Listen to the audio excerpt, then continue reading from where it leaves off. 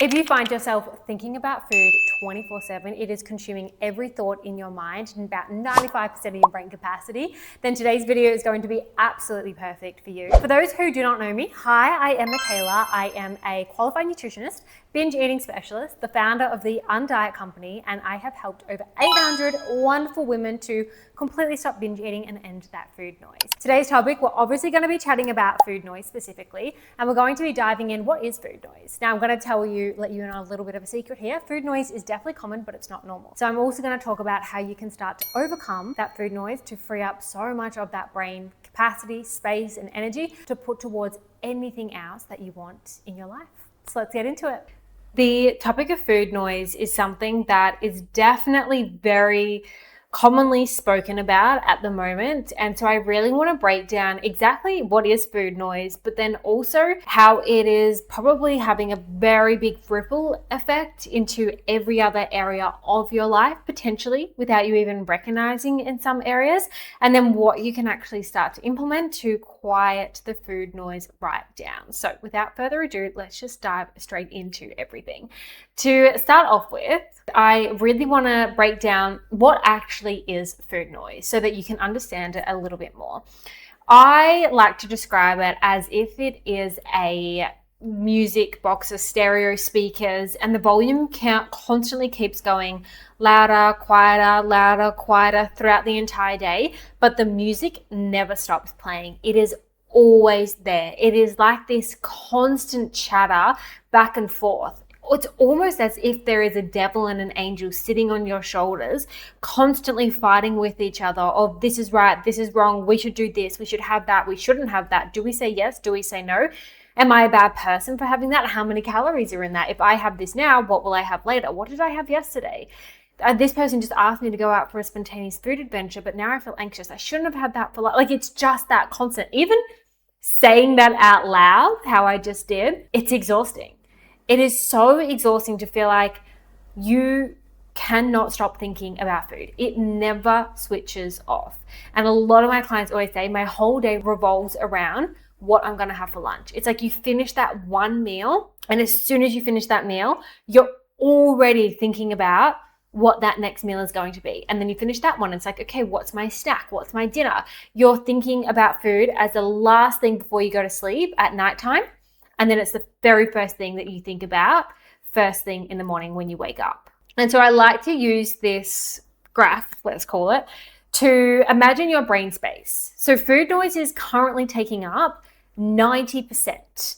And if it's not the food noise, it's the body image noise. Because I think that a lot of the time we don't actually touch on the fact that the food noise can also come in forms of your body. And a lot of the time the food noise is triggered because you're trying to over control your body weight, shape, and size. So for an example, let's say you've rocked up to work and there's a surprise lunch for somebody's birthday. You're then calculating how to fit it in, what you should have had, shouldn't have had. Do you have the cake? Do you not have the cake? How do your clothes feel? Then post-eating, if you're feeling more bloated, you then might be thinking, have I gained weight? My clothes feel tighter, I'm bloated, I'm uncomfortable. Then it leads into the body image thoughts. And it's really important for me to highlight to you that you could probably be feeling incredibly mentally fatigued. There's not a lot of energy left for you to put towards anything else. And this is where there's the only 10%, which is the rest of your life. Friendships, relationships, career, hobbies, social activities, anything.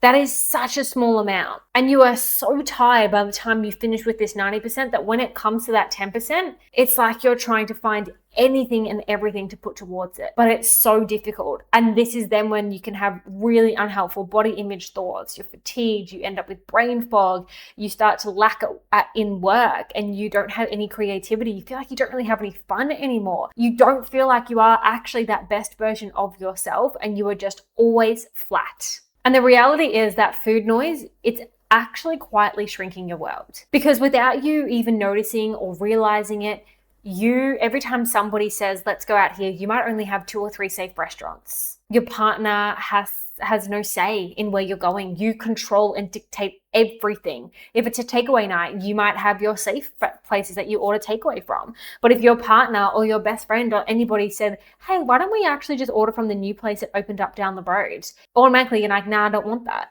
But is it because you don't want that? Or is it because if you have that, you then feel guilt, shame, frustration, the food noise is so loud? Maybe you cannot do spontaneous food adventures because it triggers panic. You feel so anxious and on edge. You're not excited about it. You feel so nervous leading up to it. You can't enjoy it once you're there, and then you're beating yourself up for it afterwards. You skip friends' birthdays, events, anything because you don't want to either be around the food, you've had a binge beforehand, you've overeaten, the food noise is too loud, or the body image noise is too loud, and you're having a wardrobe malfunction where you're actually really struggling to find something to wear. If we take birthday cake for an example, because this is a huge one that for me personally came up a lot in my journey, but also with a lot of my clients' journeys, of birthday cake is supposed to be something that is celebrated. You are there to celebrate somebody else. You are there for enjoyment and excitement, and food is part of our culture that brings people together. But when that birthday cake is presented to you, all you feel is fear, and you cannot be present in that moment. And the crazy thing is that when you're 80 years old looking back on your life, I guarantee you will not be thinking, oh my goodness, thank God I did or didn't eat the cake at that birthday party. You'll be remembering all of the incredible memories that you've been able to create in those moments. But if you're not even there mentally because you are so in your own head of, do I have the cake? Do I not have the cake? If I have the cake, what else will I have to adjust? All that noise, it takes you away from being able to be present, and it's actually shrinking your world. It is impacting you more than you ever know. And the reality is that this is it. We only get one shot at life. There is no coming back. There is no take twos of this. This is it. And so you want to be able to create these core memories and not let food have that level of control over them. So when your brain is already at that 90% capacity, you actually can't think clearly into anything else. So you could be sitting in your meetings all day and all you're thinking about is what you're going to be eating next. You can't be creative. So if you are in a role where you have to be thinking of new ideas or leading people, your brain is so busy trying to calculate food that it's so tired and exhausted that there's not that space to be creative. That every time there's a bit of silence, your brain is automatically thinking about food. And you have decision fatigue before your day has even started. And I'm pretty sure it's, maybe it's Steve Jobs who has this, I can't remember, somebody, and I'm sure somebody can correct me in the comments as well of who it is. But there's somebody who is incredibly successful. And they would wear the exact same outfit. Their wardrobe was the same pants, same top, same shoes, so that they didn't have to make that decision every single day, because they wanted to preserve as much of their brain space and power and energy that they could to put towards growing a business and doing all of the things that those small daily tasks of picking out what to wear every single day or picking out what to eat, they didn't want to waste that decision fatigue on that. And so they just made it super easy for themselves. And so if you think about the fact that every single day you are already thinking about what you should have and shouldn't have, the night before, the next day, you're already thinking about what you should, like you're pre-planning that next day. That is so incredibly exhausting. You've already got decision fatigue before the day has even started. And so if you find yourself typically being okay throughout the day, but you're binging or overeating at the end of the day because your brain is so exhausted, it cannot try and fight off an urge or a craving or make a decision of, do I have this or I not have this? And so it just gives in and goes, stuff it, this is too hard.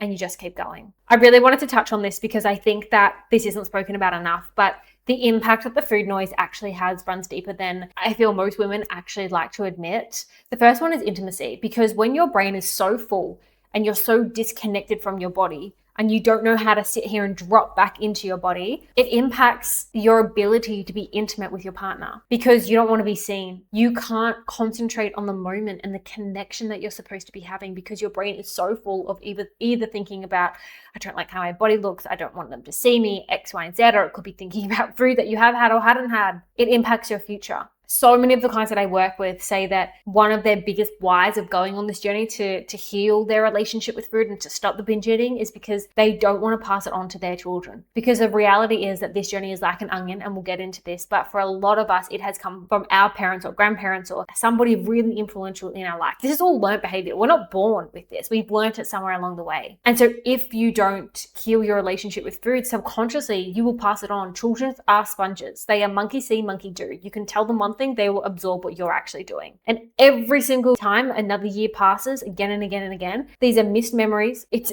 a missed opportunity for you to actually live this one shot at life that you have. And I know that when I finally got to the other side of this and I had a healthy relationship with food, and I realized, wow, there was so many just micro moments that I was not enjoying.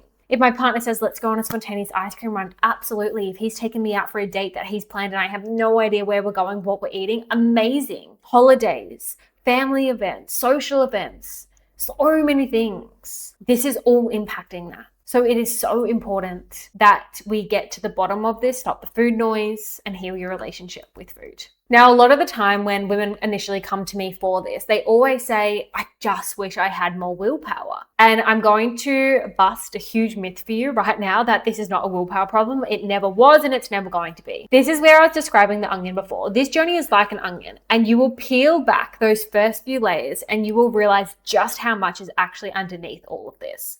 For a lot of women, this goes all the way right back to childhood. How did you grow up around food? What was your parents' relationship like with food? What were those influential factors that have contributed to where you are today?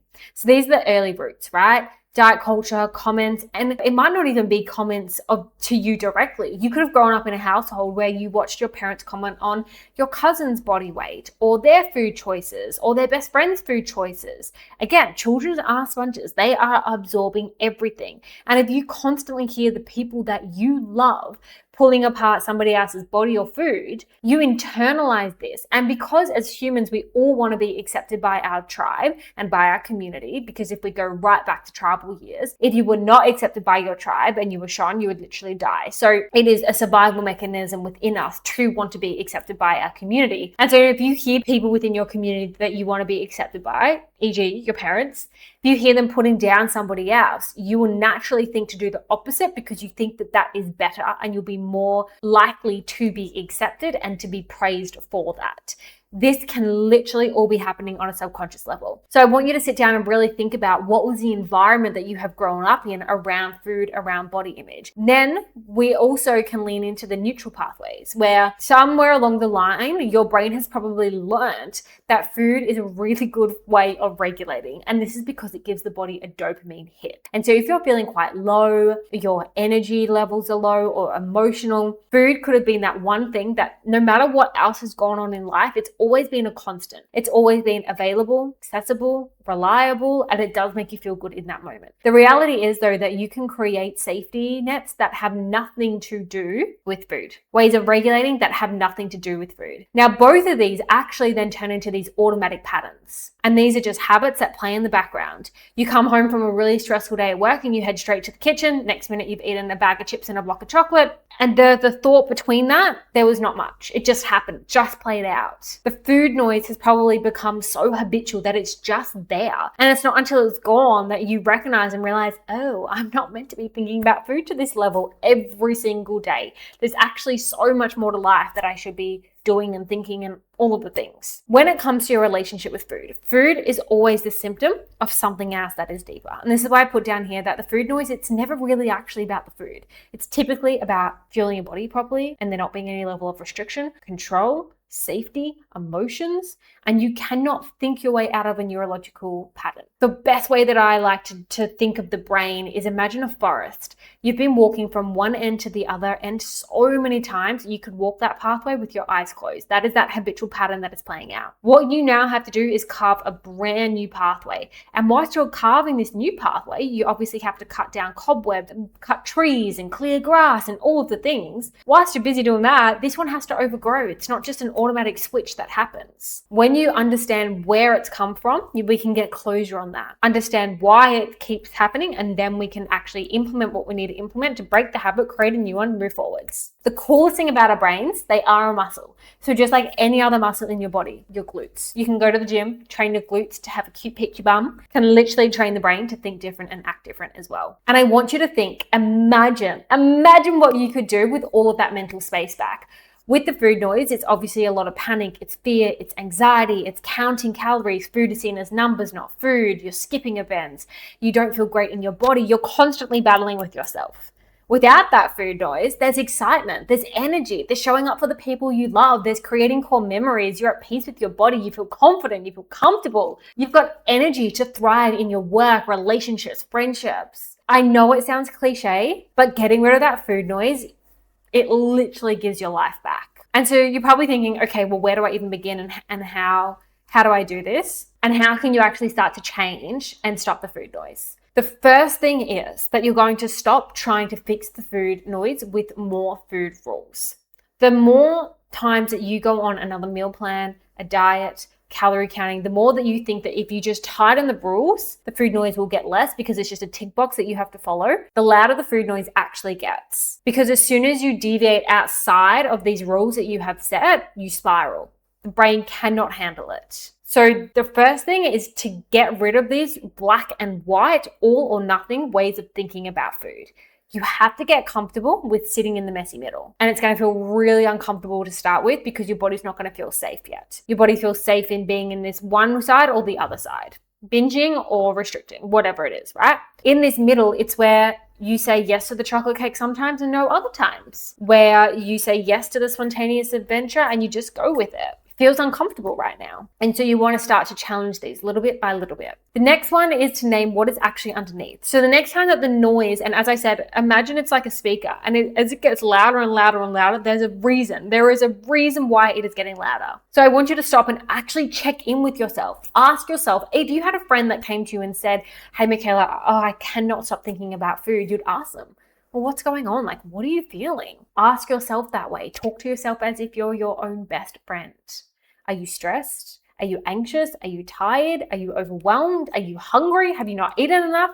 Get to the bottom of it. As I said, food is the symptom of something much deeper that is playing out. Once you can identify what that is, you can then implement the exact strategy that you need to navigate through whatever it is that you're going through. The next one is to break that compensate cycle. After a difficult day of food, and let's say you have lent on food for emotional regulation or comfort or whatever, it's so easy for the brain to be like, I'm going to have to make up for it. And so you restrict. Maybe you skip breakfast, maybe you take out the snacks for the day, maybe you tell yourself no dessert for today. You've actually just started this cycle all over again. You've also made the food noise 1,000 times worse because now you're tempted by all of this food that you're not allowing yourself to eat. You can't stop thinking about it. If you do eat it, you now label yourself as a bad person because you've been bad, which that's a whole nother thing on its own. You then feel guilty for it, which food and guilt should never even be in the same sentence. Eating is a basic human need. You need to eat to live. Things that you should feel guilty for are things like robbing a bank, stealing someone's puppy, punching someone in the face. Things that you should never feel guilty for is eating food.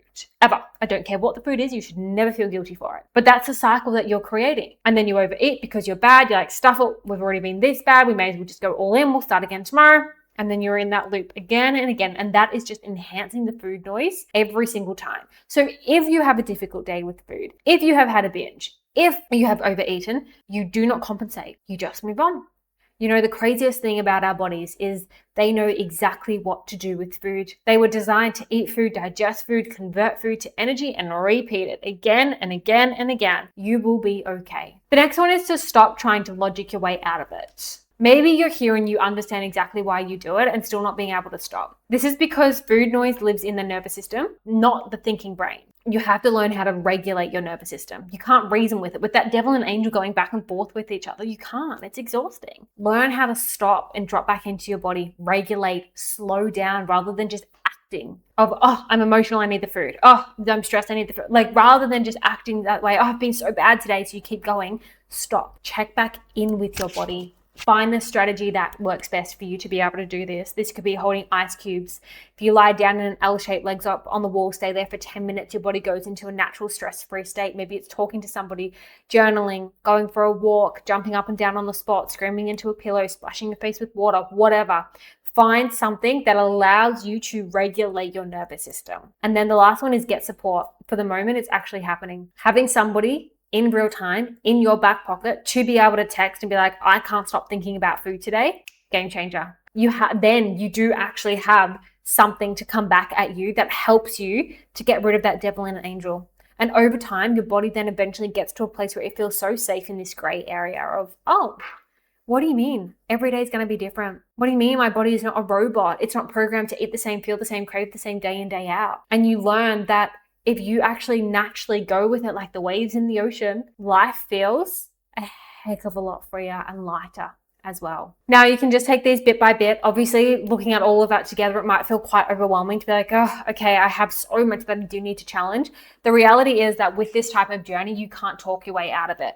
You actually have to physically prove to your mind and your body that you will be okay. you need to build up hardcore physical evidence. If this video did resonate with you and you would absolutely love to get that mental space back and to have more mental energy to really get rid of that food noise, and you want the support to be able to do so, then I would love to chat further with you about it all. I've popped a link below where you can actually book a free call where we can just chat more about your relationship with food, your health goals that you have, and just see if any of my programs would support you in getting to that end goal. If that is something that you feel you're ready to take the next step in, then I would absolutely love to see you there. Until then, I will see you in the next video. Talk to you soon. Bye.